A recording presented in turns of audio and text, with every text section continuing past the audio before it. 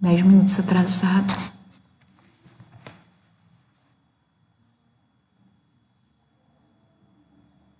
Ajuda aqui, Gabi, por favor. Tá assim. Começou.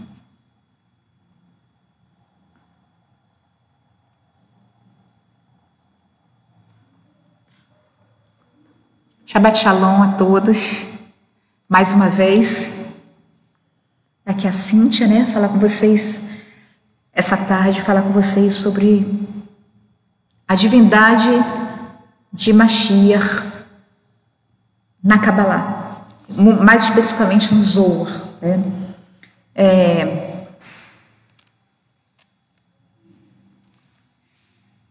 Nós pedimos desculpa a vocês pelo atraso, 10 minutinhos atrás, a gente está ajustando aqui as mídias, né? Mandou os links, Gabi?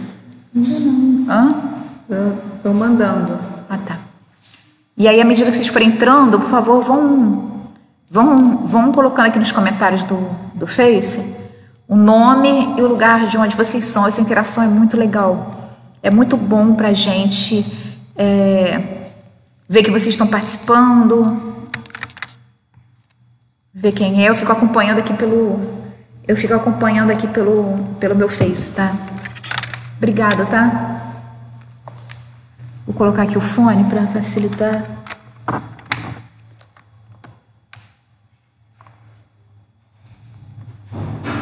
Ver se o som tá bom.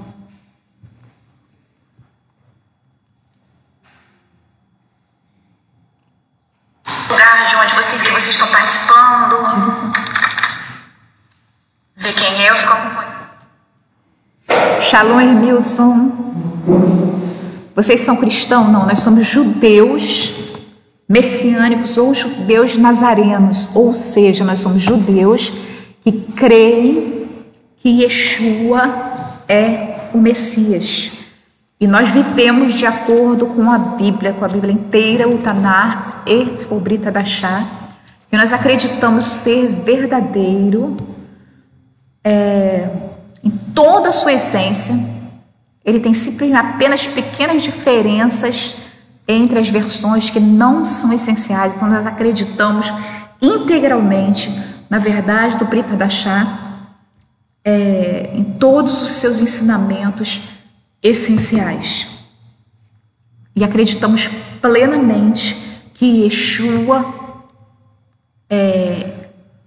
Hanatzri, né? Yeshua de Nazaré, conhecido como Yeshua de Nazaré, é o Messias e é divino, é uma manifestação do Eterno, do Deus Pai, do Ein Sof, do Ilimitado. Para nós aqui na Terra é sobre isso que nós estamos falando. Nós vimos falando sobre isso já há um certo tempo, né? E nós estamos estudando o que nas Escrituras nos prova que é assim, a divindade de Mashiach. E nós temos como base 3 obras. A principal é essa aqui, ó, Judaísmo Nazareno, o caminho de Yeshua e seus Talmidim. Talmidim quer dizer seus discípulos. Escrito por Tzadok Ben Dere, que a meu ver é o livro mais bem fundamentado e mais completo sobre o judaísmo messiânico nazareno.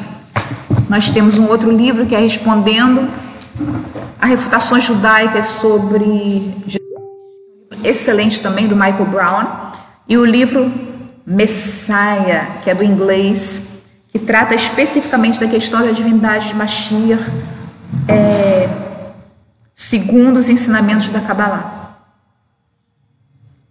E mais uma vez eu quero deixar claro o seguinte: quando a gente fala de Kabbalah, a gente fala da Kabbalah pura judaica, da Kabbalah filtrada pela Torá. Não tem nada a ver com a Kabbalah esotérica. É como eu digo sempre, muitas vezes o inimigo pega aquilo que é bom, aquilo que é importante, rouba para desvirtuar, para que você não tenha acesso à verdade. E existem exemplos disso, né, como por exemplo os dons do Espírito Santo, o dízimo e as ofertas e a Kabbalah pura judaica, que esclarece muita coisa.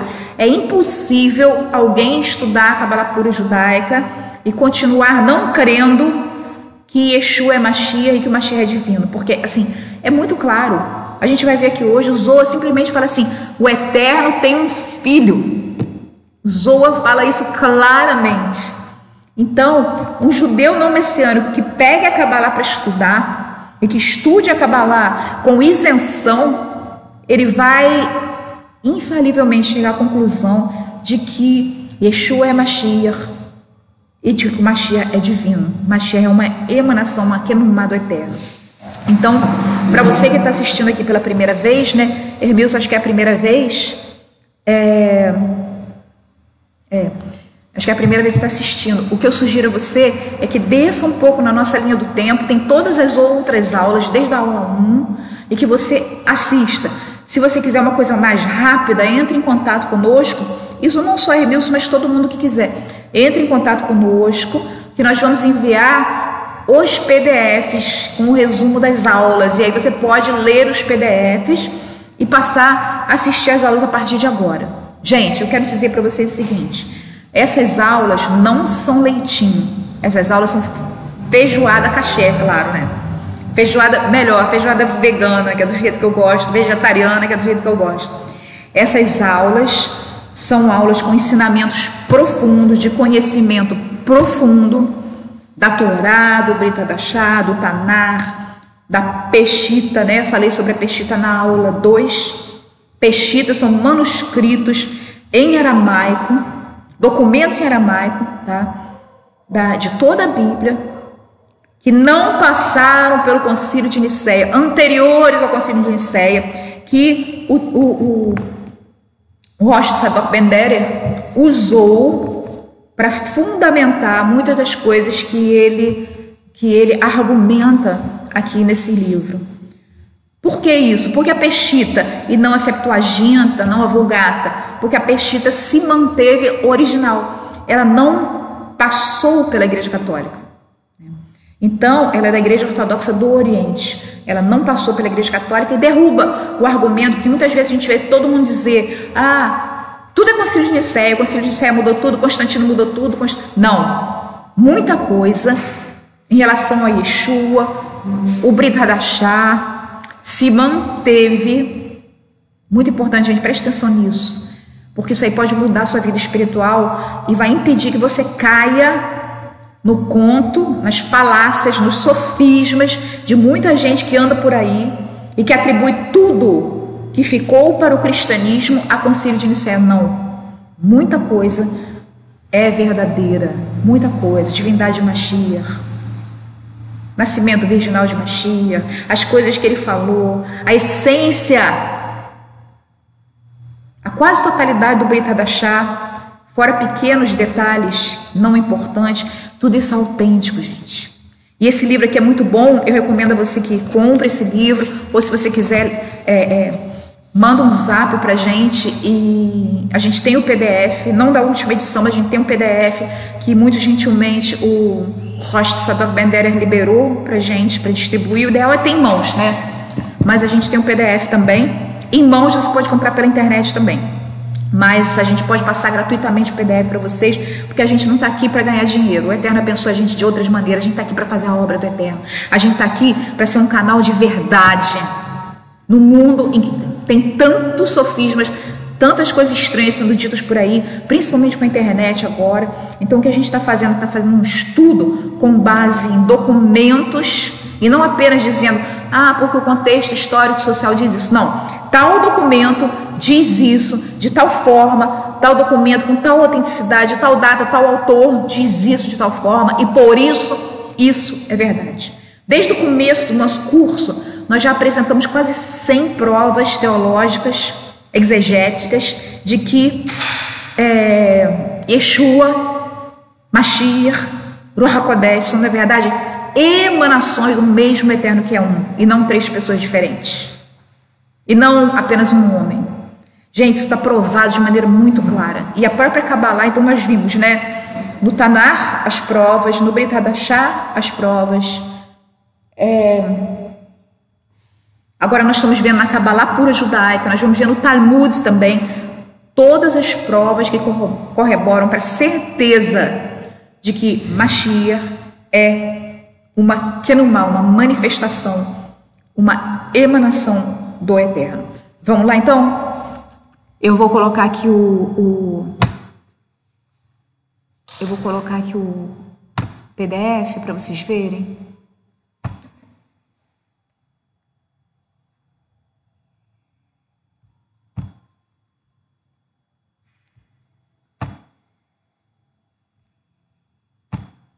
E a gente vai acompanhando pelo PDF. Deixa eu ver como tá. Enquanto isso, eu vou...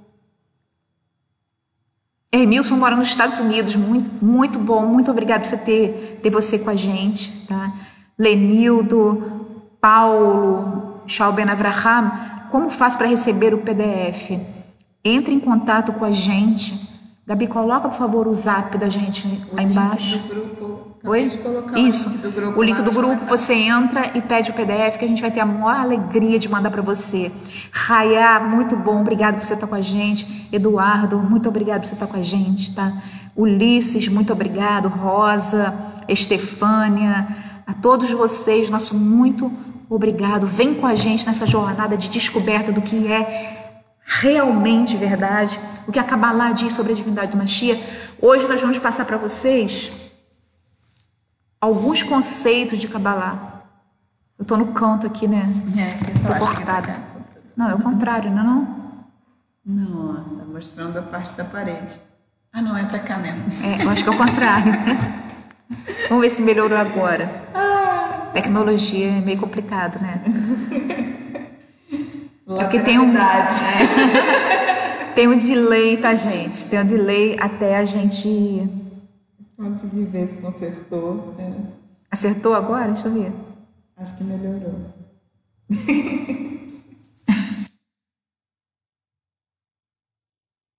Vamos ver. Tá um delay aqui de uns 30 segundos. Acertou? Acertou. Acertou. Agora acertou. Vou botar um pouquinho mais para longe. Então, vamos lá. Na aula passada nós falamos, né, que a Kabbalah, ela tem muitas alegorias, muitas simbologias, ela fala em símbolo. E muitas vezes ela facilita nós compreendermos os conceitos espirituais. Os conceitos espirituais por causa da sua simbologia, da sua alegoria. Mas é importante a pessoa que estuda a Kabbalah, aqui, gente, essa Kabbalah daqui, ela está sendo filtrada 2 vezes, tá? Eu quero deixar bem claro para vocês que eu não aceito nem acredito em nada que seja esotérico, em nada que não esteja de acordo com a Torá, nada que esteja de acordo com o Tanar, com o Brit Hadashah, com as escrituras, tá?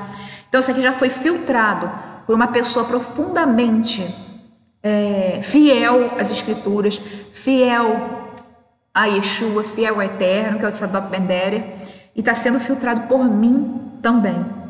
Então a Kabbalah, o judaísmo diz, né, que apenas... Eu estou começando a entender por que o judaísmo tradicional diz que a Kabbalah só pode ser estudada por homens casados de mais de 40 anos, versados na Torá, versados no judaísmo.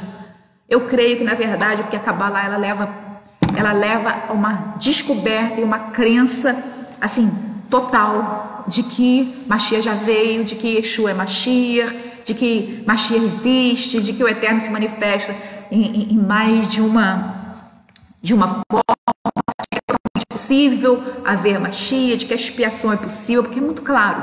Na Kabbalah é muito claro. Então, mas o que eu quero dizer para vocês? Para você estudar a Kabbalah, é interessante que você já conheça a Torá, para você poder filtrar pela Torá.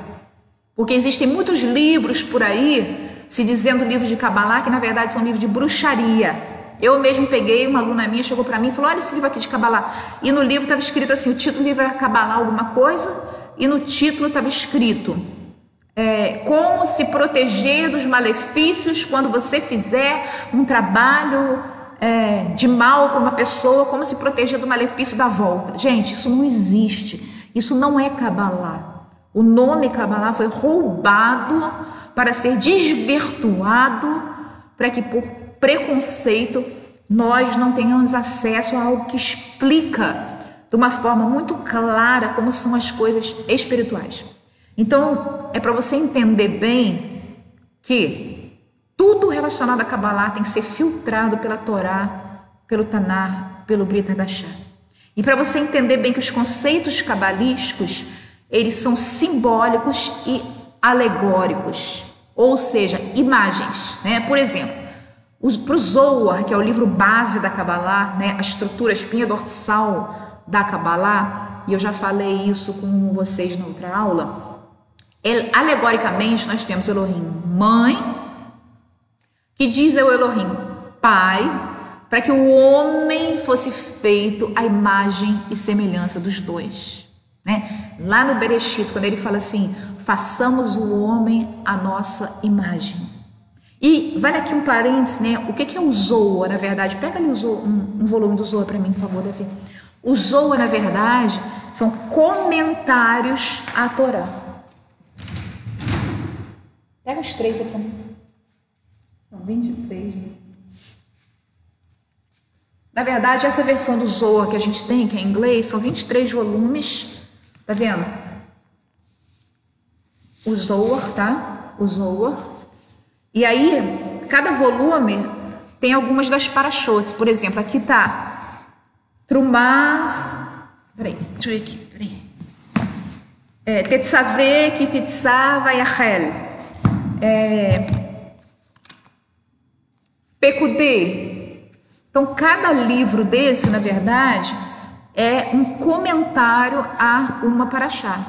E aí você tem aqui, ó, em hebraico, e esse aqui é em inglês, né? Tem em hebraico e os comentários em inglês. Então, quando você vir uma citação do Zohar, na verdade, você está vendo um comentário a determinada paraxá. O Bereshit tá aí ou tá lá em casa? Dá uma olhada aí, por favor, em casa. Volume 1, tá lá. Tá lá, né? A gente tava dando uma olhada. Então, os Zohar são comentários à Torá. Tá? Então, alegoricamente, Elohim mãe, diz Elohim pai, para que o homem fosse feito à imagem e semelhança dos dois. Não precisa buscar não, precisa não, deixa tranquilo. A união simbólica do pai, que é o Yud Hei Vav Hei, e da mãe, que também é Yud Hei Vav Hei, gera um filho que também tem essa mesma essência do eterno, do Yud Hei Vav Hei. E sobre essa questão do Yud Hei Vav Hei, pai, mãe e filho, né? O eterno pai, o eterno Uruah HaKodesh, que seria alegoricamente a mãe, e Mashiach, que seria o filho, a gente viu na aula passada. Eu sugiro a você que dê uma olhada, e também, se você quiser, você me pede o PDF que eu mando para você, tá? Esse filho, ele é chamado de homem celestial. E esse homem celestial foi modelo para a criação de Adão. E esse homem celestial, ele também é chamado de Adam Kadmon, ou homem primordial, ou homem original. Gershon Schoren foi um grande estudioso de judaísmo, de Kabbalah. Ele fala o seguinte, ele explica que o Eterno se projetou na imagem do Adam Kadmon. Ele fala o seguinte no livro Kabbalah, na página 116. Deus entrou na forma de Adam Kadmon. Em suas manifestações ativas, Deus aparece como a dinâmica unidade das Sefirot, retratadas como a árvore das Sefirot, ou a mística forma humana Adam Kadmon, que não é outro senão a ocultada forma de Deus em si mesmo. Para quem não assistiu a aula passada, a gente viu o seguinte, que a gente sabe do Eterno, a gente sabe do Criador, aquilo que a gente consegue apreender dele, aquilo que a gente consegue captar dele com a nossa mente, com os nossos sentidos, com a nossa inteligência, com a nossa espiritualidade. Então nós sabemos do Eterno aquilo que ele revela para nós. E dentro da Kabbalah existe o conceito da face grande do Eterno e da face pequena do Eterno. O que é a face grande do Eterno? Nós sabemos que o Eterno é ilimitado, onipotente, onisciente, que ele preenche todas as coisas, que ele não tem começo nem fim. Mas nós não sabemos o que é não ter começo nem fim. Nós não sabemos o que é a eternidade, nós não sabemos onde está o fim do universo, nós não sabemos quantas dimensões existem, nós não sabemos Nada. Nós não conhecemos nem perfeitamente os processos do nosso corpo. Então a realidade é a seguinte: existe muito mais do eterno Criador do que nós conseguimos sequer vislumbrar com a nossa mente. Então ele tem uma parte que não é revelada a nós. Isso está na Torá, lá Deuteronômio 29 e 28. As coisas ocultas pertencem ao nosso Deus e as reveladas a nós e nossos filhos para sempre. Isso tem base na Torá. Então existe um véu traçado entre aquilo que a gente não consegue captar do eterno e aquilo que ele quis nos revelar. Essa é chamada na Kabbalah, alegoricamente, simbolicamente, a face pequena do eterno, aquela que é voltada para nós. Então é muito importante a gente lembrar que a Kabbalah ela é estruturada em alegorias, em diagramas que nos revelam o espiritual de uma forma mais compreensível para nós. Então vamos lá. Uma das formas de representar essa relação do eterno conosco e a maneira como ele se manifesta na Terra é a famosa árvore da vida. Você já deve ter escutado falar dela, que é composta de 10 sefirot ligadas umas às outras por 32 caminhos e 3 colunas. A gente vai ver sobre isso hoje, para a gente poder compreender um pouco melhor sobre como a Kabbalah explica que Yeshua é uma Elohut, é uma Kenumá do Eterno.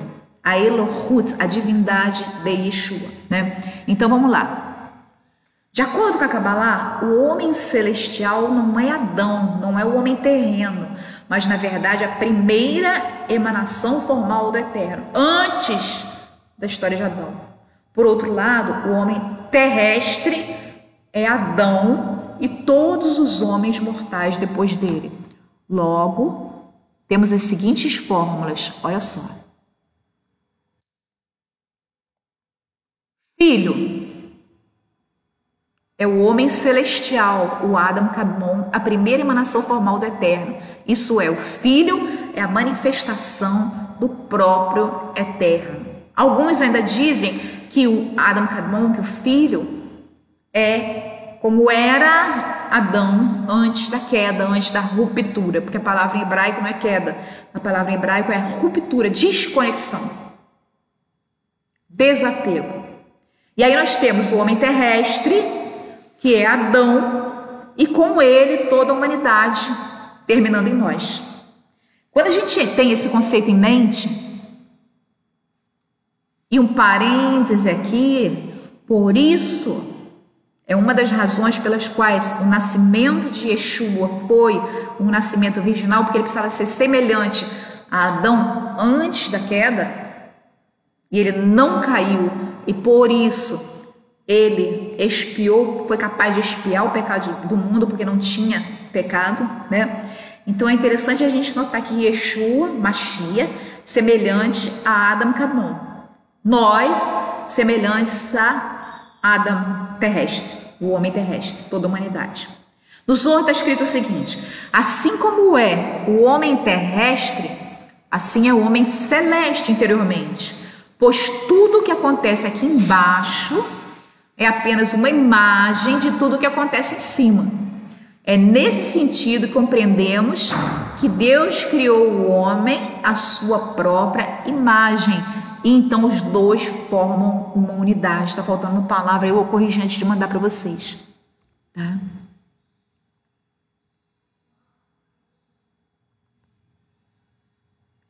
Pode seguir. Vamos lá, gente. Se vocês tiverem um questionamento, uma pergunta, depois eu vou responder para vocês, tá? Então, o que acontece? O Eterno criou o homem à sua própria imagem. Já que a forma do homem compreende tudo que está nos céus,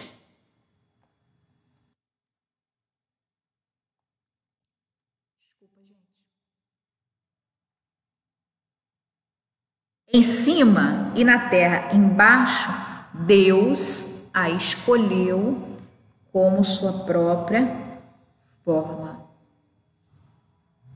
Nada podia existir antes da geração da forma humana. que também contém todas as coisas. E tudo que existe é pela graça da existência da forma humana. Está no Zohar isso, gente. Mas também devemos distinguir entre o homem de cima e o homem de baixo, já que um não pode existir sem o outro. Da forma do homem depende a perfeição da fé. O que nós chamamos homem celeste, ou a primeira manifestação divina, é a forma absoluta de tudo que existe, a fonte de todas as formas e ideias, o pensamento supremo. É interessante que hoje na Paraxá nós falamos sobre o quê? Tudo que for ligado na terra será ligado no céu. Tudo que for desligado na terra por nós será desligado no céu. Existe um paralelo entre terra e céu. Entre o que acontece aqui e o que acontece lá. Muito interessante isso, né? Olha só. Então, o que acontece? O mundo terreno é uma reprodução ou imagem do mundo celestial. Elohim escolhe a forma humana e se manifesta não como homem terreno, mas como homem celestial, como era o Adam Kadmon. O homem terrestre é uma imagem do homem celeste. E é nesse sentido que está escrito: façamos o homem a nossa semelhança, que está lá em Gênesis 1:26.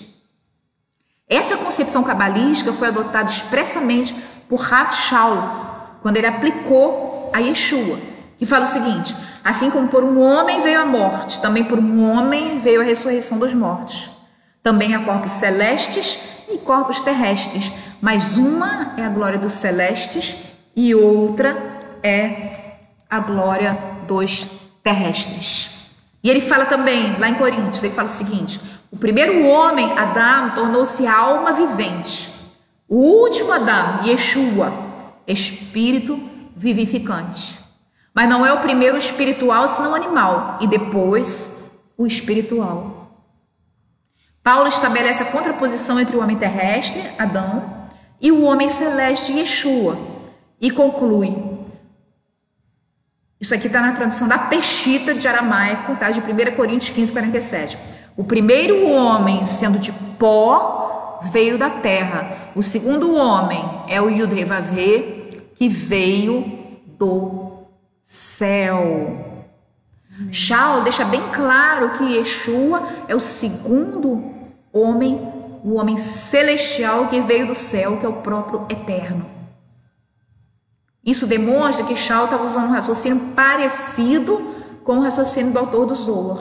São as mesmas tradições orais cabalísticas que vêm do judaísmo antigo, antiquíssimo, desde Abraham, né? Alguns dizem que desde Adão, que estão sendo usadas aqui para colocar de forma alegórica, de forma mais clara para nós, quem é Yeshua, o homem celestial que veio do céu. Eu acho que está bem claro isso, né? Mas para a gente entender isso bem, é importante a gente entender as Sefirot do Eterno. As 10 Sefirot do Eterno. Sefirá, Sefirot, tá? Significa espera ou luz. Alguns traduzem também como sopro do Eterno, tá? Atributos do Eterno, forças do Eterno, né? Eles emanam do Ein Sof e constituem todos os mundos. Está lá no Zohar, né? Livro do Esplendor, que é um resumo do Zohar, na página 326. Você pode comprar esse livro também e conferir. O Ein Sof, que, como eu já falei, ele é incompreensível aos homens limitados, ele se revela por meio da emanação das Sefirot. Quem diz isso é Moshe Cordoveiro. Ele fala o seguinte: o infinito, o rei dos reis, quem governa todos, pela sua essência penetra e desce via Sefirot e entre as Sefirot. E Gershon Scholem, ele também fala o seguinte: o Deus que se manifesta em Sefirot, por meio de Sefirot, é o mesmo Deus da crença religiosa tradicional. E, consequentemente, apesar de todas as complexidades que essa ideia envolve, a emanação das Sefirot é um processo dentro do próprio Deus. O Deus oculto no aspecto do Ein Sof e o Deus manifesto na emanação das Sefirot são um e o mesmo, visto de dois ângulos diferentes. Mas como que o Eterno se revela através da Sefirot? Vamos ver isso de uma forma um pouquinho mais, né? Porque a gente fala Sefirot, como é? Como funciona? Eu nunca tinha ouvido falar de Sefirot, Sefirá, antes de... Não? Acho que quase ninguém. Pois é, isso é muito interessante a gente ver, porque é um diagrama que nos revela mais voltando a dizer, uma alegoria que nos revela mais sobre a essência do Eterno.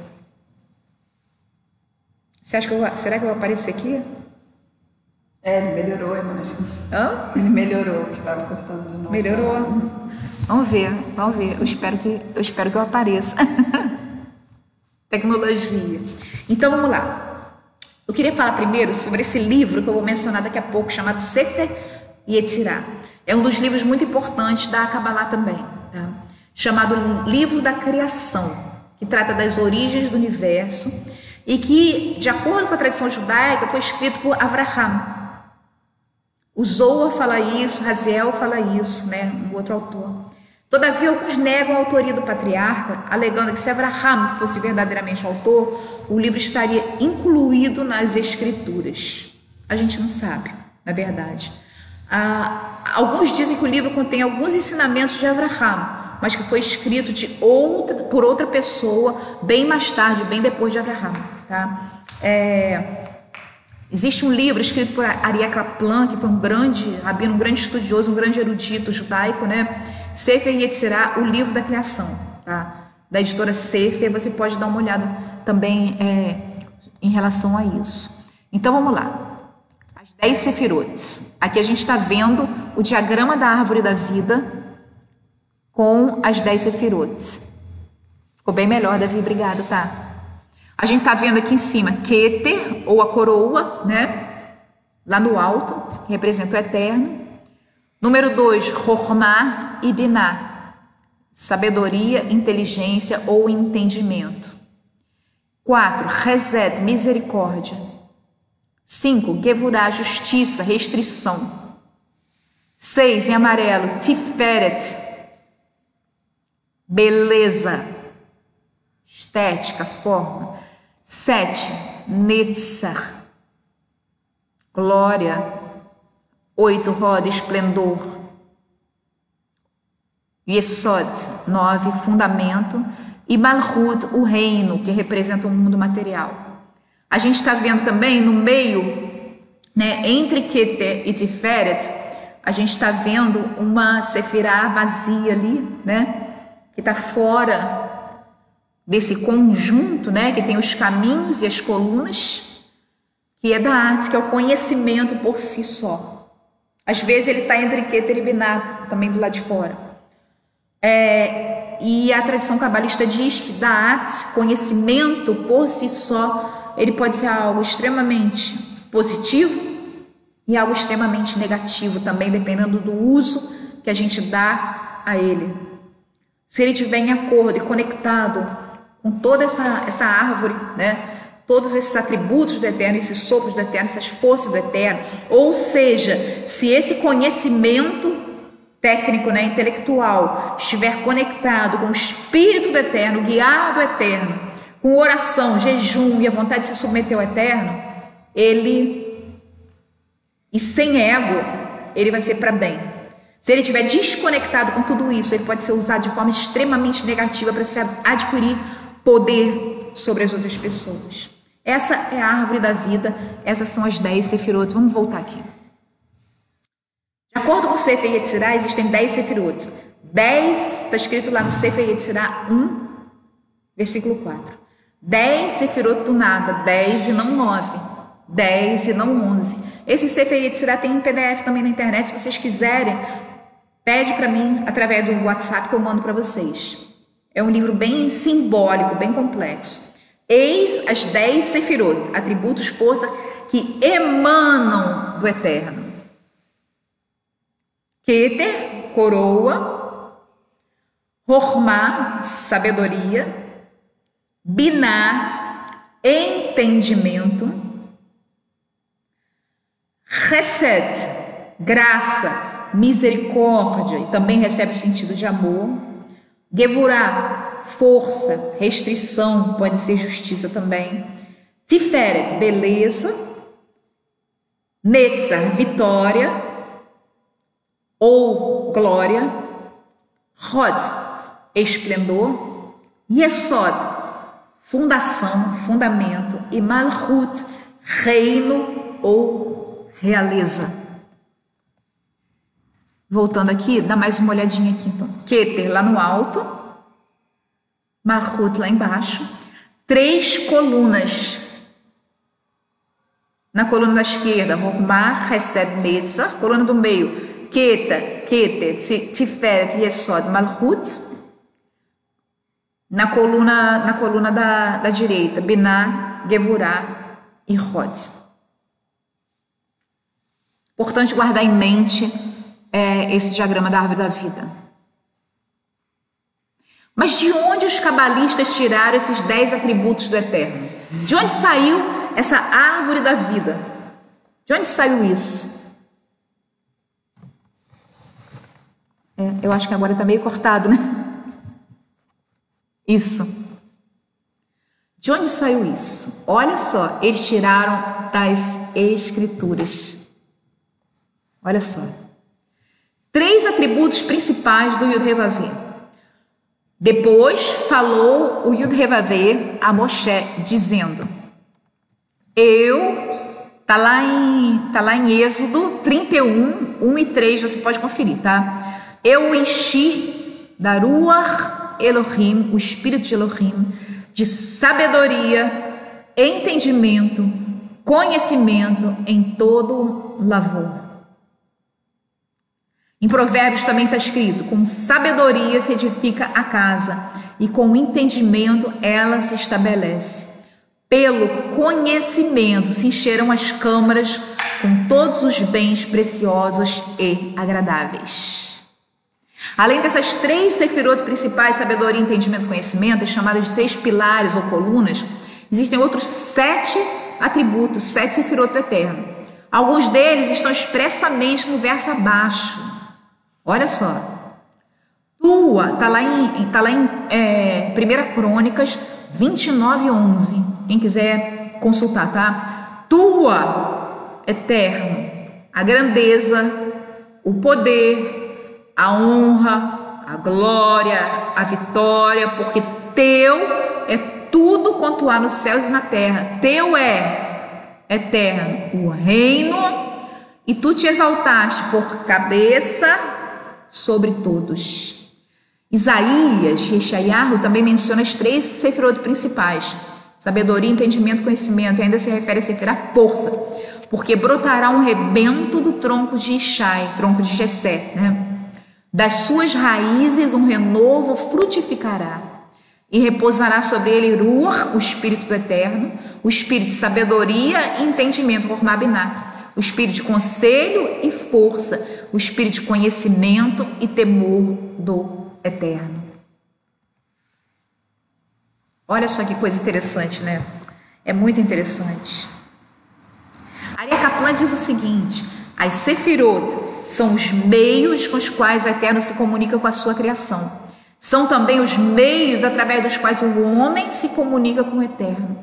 Se não fosse pela sefirot, Deus, o ser infinito, seria absolutamente incognoscível e inatingível. Você não poderia compreender o Eterno, conhecer o Eterno, você não poderia atingir o Eterno. É somente através das sefirot que ele pode ser aproximado. Está lá na obra dele, né? Sefer Yetzirah, livro da criação, da editora Sefer, 2005, página 49. Você pode entrar em contato com a Sefer pela internet e comprar esse livro também, que é o Sefer Yetzirah comentado, né? Para o Sefer Yetzirah existem 5 sefirot ligadas ao aspecto masculino e 5 ligadas ao feminino. E elas foram dispostas assim por Aryeh Kaplan. Alguns outros contestam isso e colocam ao contrário, tá? Sefirot masculinas: Keter, coroa; Hormah, sabedoria; Hesed, graça; Tiferet, a beleza, né? E Netzar, essas são as femininas. Então, seria, olha aqui, peraí, deixa Deixa eu voltar aqui. 1, 2, 4, 6 e 7. Uma coluna, né? E as masculinas? Biná seria do outro lado. Biná, Gevurah, Hod, Yesod e Malchut. A outra coluna, ó. Biná, Gevurah, Hod, Yesod no meio e Malchut.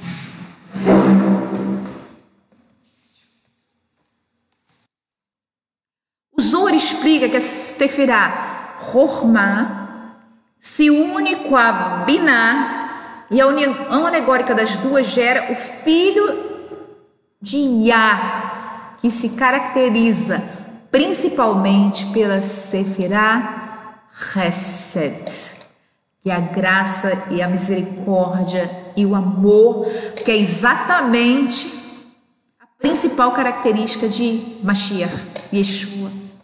Perdão absoluto, amor absoluto, tudo que ele falou, né, é compreensão absoluta para com o pecador. Ele foi a própria manifestação do amor na face da terra. Olha que coisa interessante. Isso tudo, gente, é a alegoria da Kabbalah do Zohar, mas que define claramente isso. Então, Biná, Chokhmah se une a Biná, né? E da sua união surge principalmente Chesed. E aí a gente tem outra vez o macho e a fêmea, né?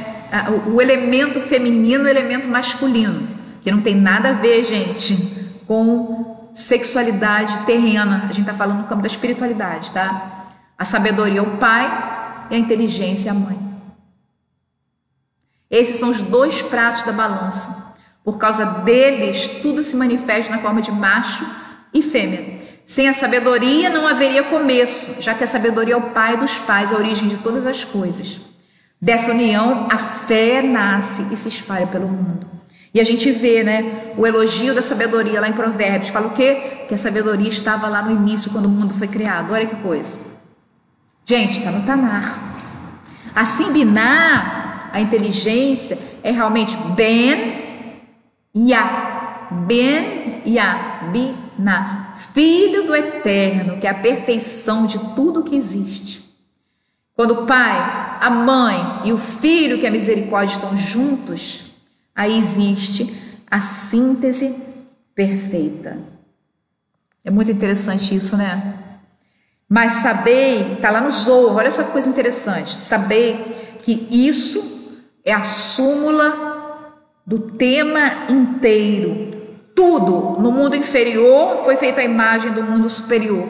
Tudo que existe aqui em Malchut, no mundo material, é feito à imagem do mundo espiritual. Esse conhecimento é maravilhoso, né? Um conhecimento confirmado por Rav Shaul no Brit Hadashah. Então você imagina, e tudo lá é melhor, mais colorido, mais vivo. Às vezes a gente pensa, né, que o mundo espiritual é aquela coisa etérea, que você vive nas nuvens, só duas cores, azul e branco. Não, tudo lá é mais vivo, tudo lá. Aqui é como se fosse a sombra. Lá é a realidade. Aqui é como se nós vivêssemos num mundo de duas dimensões, apenas de duas dimensões. Lá em cima é tudo colorido, tridimensional, multidimensional. É tudo permeado pelo amor. E a gente tem vislumbres disso nas escrituras, né? Então vamos lá, olha que coisa interessante. Isso é a suma do tema inteiro. Tudo no mundo inferior foi feito à imagem do mundo superior. O superior se manifesta aqui embaixo como um retrato. Tudo é uma única e mesma coisa. Está lá no Zohar, no Zohar, Livro do Esplendor, na Polar, 2010, páginas 115 e 116, que é um resumo, né, dos conceitos principais do Zohar. É um livro muito interessante. De fato, o homem foi criado à imagem do Eterno.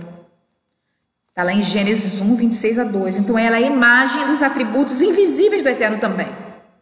Já que o homem se une à sua mulher e ambos geram um filho, Elohim, o Eterno, é representado de forma figurada como pai, mãe ou filho, de acordo com a exposição do Zohar.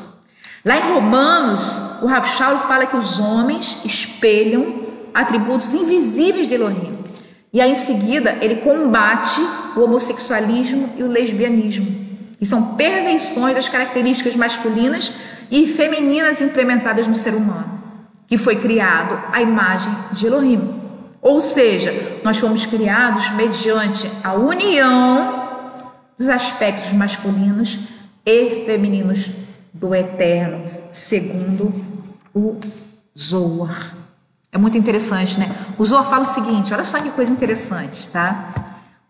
Não há outro Deus fora das 10 sefirot, das quais todas as coisas emanam e dependem. Ou seja, as sefirot estão no interior do Eterno, são uma maneira de nós compreendermos aquilo que Ele quer nos revelar dele, aquilo que nós somos capazes de conceber dele.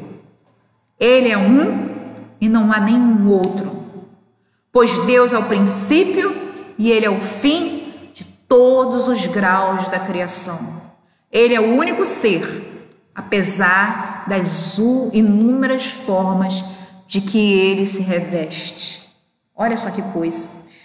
Está muito claro no Zohar, gente, claríssimo. Ele é um, apesar das inúmeras formas de que ele se reveste.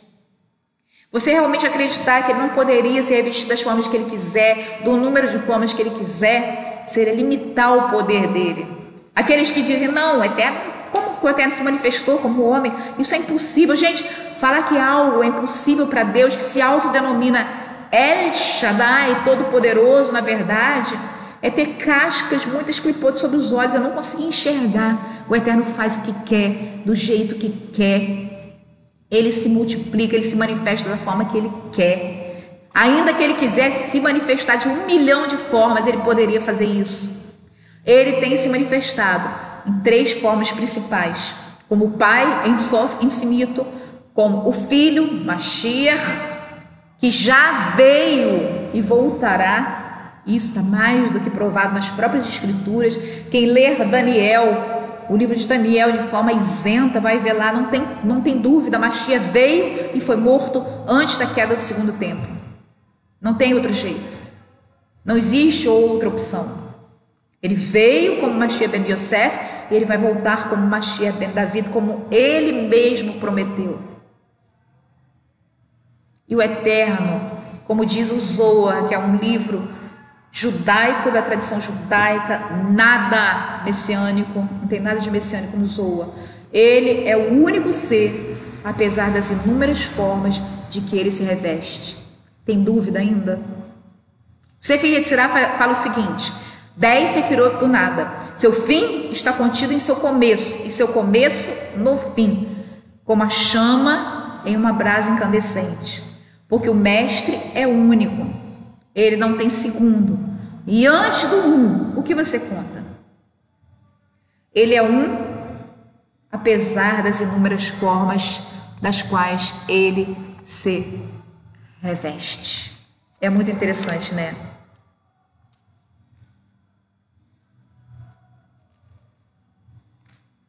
Então vamos lá.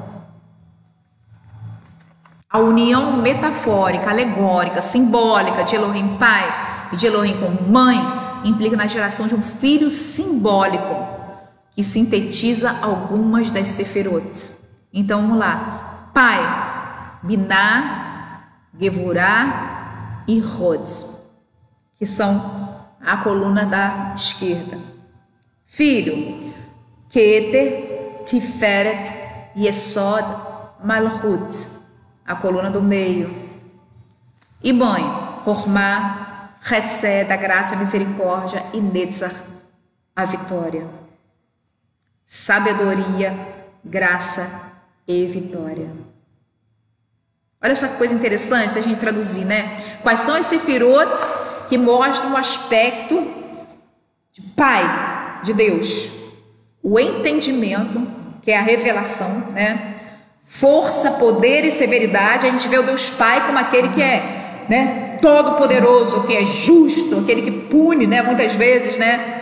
Vê como Deus de justiça, aquele que julga, né? esplendor e majestade. Olha como é perfeito esse diagrama da árvore da vida, né? Ele é esplendoroso, ele é majéstico, ele é todo poderoso. A mãe, sabedoria, graça, misericórdia e vitória, né? A mãe é sempre aquela que que tem o coração mole, que pega, abraça. E o filho, coroa. Ele, olha só, Yeshua ressurreto foi coroado. Glória, Tiferet, né? Na verdade, Tiferet é a perfeição da forma, a completude. Yesod, a fundação da nossa fé. E Malchut, o reino e o mundo material, aquele que veio ao mundo material em um corpo material. Olha como é perfeito esse diagrama da árvore da vida para explicar, né? O Pai, o Deus Pai, o Filho, o Mashiach, e a Mãe, o HaKodesh. Alguns estudiosos invertem as características do Pai e da Mãe, mas eu creio que esse diagrama é o mais adequado. Esse modelo de cima foi do rabino James Trim, no livro The Middle Pillar, A Jewish Perspective on the Godhead, na página 23, um livro muito interessante também. Mas eu queria falar também um pouquinho, gente, já está chegando a hora, eu vou me estender só mais um pouquinho, tá? Vou terminar com a gematria judaica e na próxima aula o que a gematria judaica fala sobre o pai, a mãe e o filho, e na próxima aula a gente vai continuar. Gematria judaica é também um tema muito controverso. Algumas pessoas têm um certo preconceito por não saber do que se trata.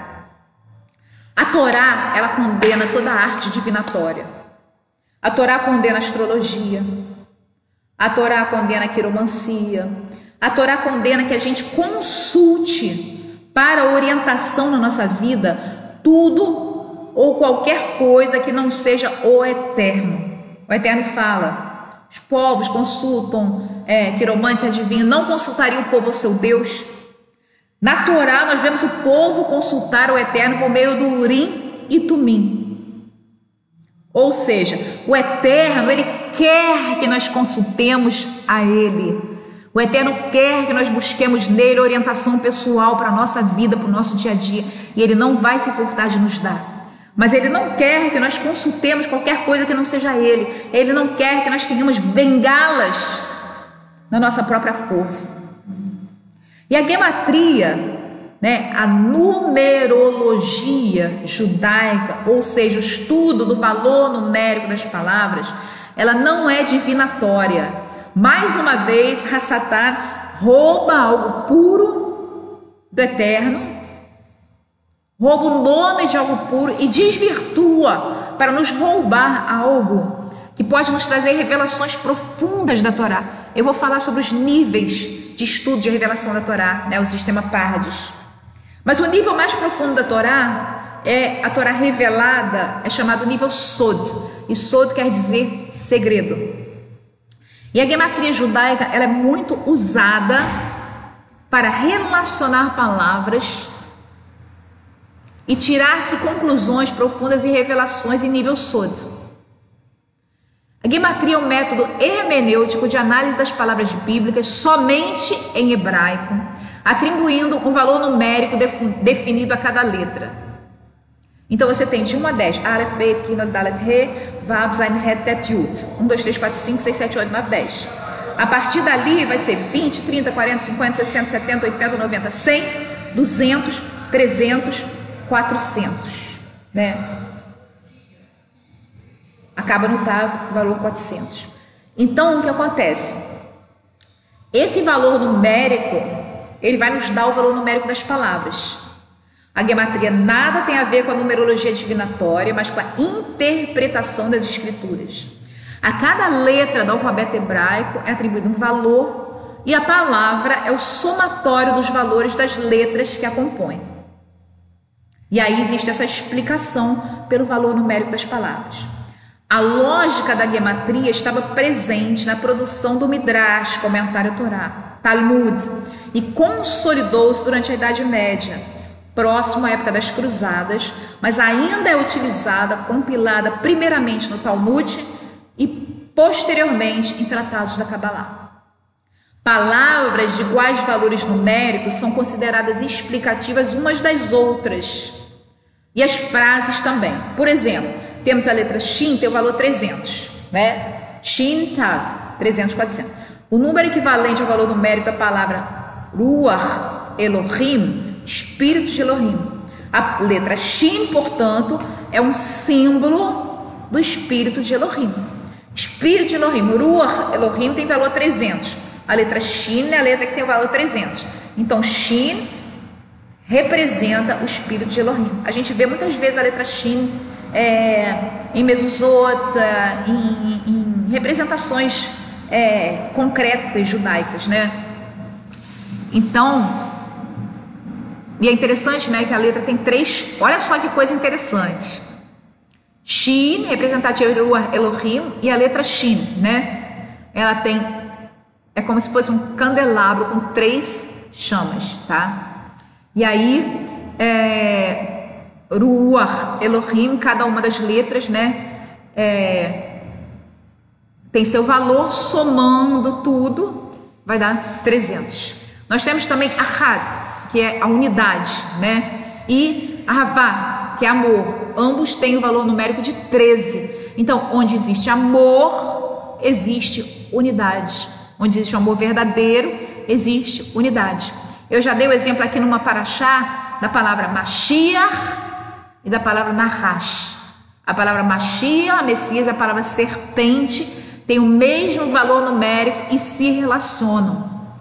Isso tem a ver com o quê? Quando Yeshua falou, assim como a serpente foi levantada no deserto, eu serei levantado da terra e atrairei todos a mim, se referindo ao episódio no deserto, né, quando as serpentes ardentes, abrasantes, picavam e matavam o povo que murmurava contra o Eterno.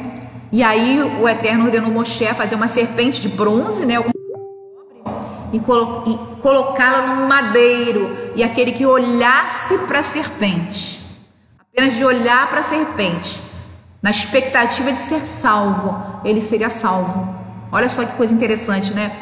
Tanto a comparação histórica, a comparação alegórica mencionada por Yeshua, como a mesma gematria entre a palavra Mashiach e a palavra Nahash. E como essas, tem muitas revelações na Torá, entre Torá e Brit Hadashah, que a gente pode tirar na gematria judaica. Eu quero falar sobre isso uma vez, porque toda palavra judaica tem uma raiz de 3 letras. Em cima dessa raiz também nós podemos tirar, e essa raiz, ela é raiz de várias palavras. Então, várias palavras tendo uma mesma raiz, elas também se relacionam entre si. É muito interessante as lições, as revelações em nível sod, em nível revelado, em nível de segredo que a gente pode tirar da Torá. Mas aí, como essa gematria judaica se aplica ao que nós estamos falando agora? Olha só, o somatório das sefirot do filho é igual a 26. Olha só, que é sefirá 1 mais a 6 mais a 9 mais a 10, 26. O número, a gematria da palavra Yud He Vav He também é 26, que é 10, 5, 6 e 5, né? Yud 10, He 5,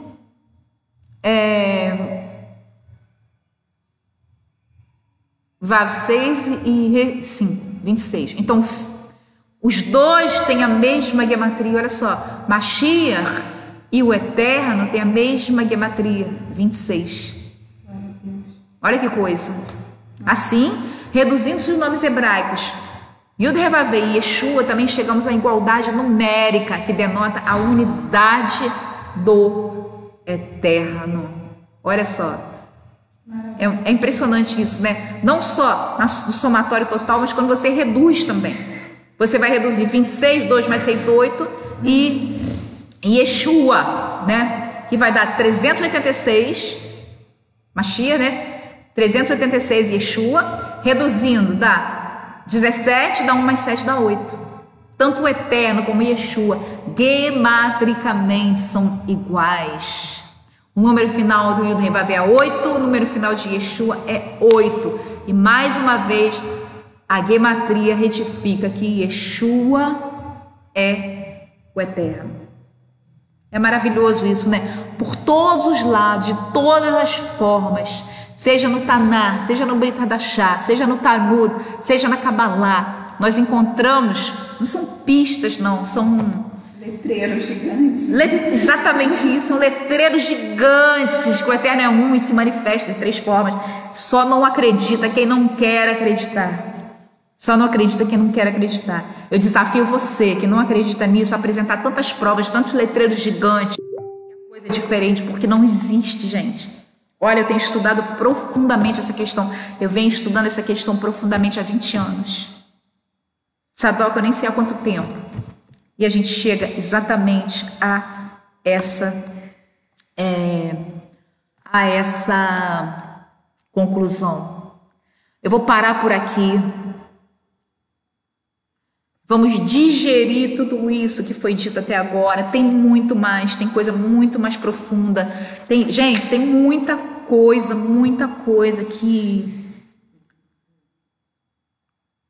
nos enriquece e que nos leva a pensar em como o Eterno é maravilhoso, em como Ele se revela a nós, no profundo, no escondido, em nível sólido, mas também em nível claro, aberto, como o próprio Yeshua nos revela através da sua palavra, como todo o Brit Hadashah nos revela. Mas é importante a gente ver que não é só o Brit Hadashah, para aqueles que contestam a autenticidade do Brit Hadashah, que também não tem nada a ver, né? Não é só o Brit Hadashah, é o Tanar todo, é o Talmud, é a Kabbalah. Todos eles gritam aos nossos ouvidos que Mashiach já veio, que Yeshua, esse que dividiu o tempo gregoriano entre antes e depois, é Mashiach, já veio, já morreu pelos nossos pecados. E ele não foi apenas um homem, mas ele é uma kenumá, uma manifestação, uma emanação do próprio Eterno, que é errado. Mas você só vai entender, o Eterno só vai ser errado, inteiro, íntegro para você, quando você entender que Ruach HaKodesh e Mashiach estão nele. Aí ele vai ficar inteiro. Aí ele vai ser errado verdadeiramente na tua vida. Qualquer dúvida que você tiver, qualquer coisa que você quiser conversar comigo, eu estou aberta, tá? A vocês. Essa quarta-feira eu vou estar às 8 horas, também vou mandar o link para vocês.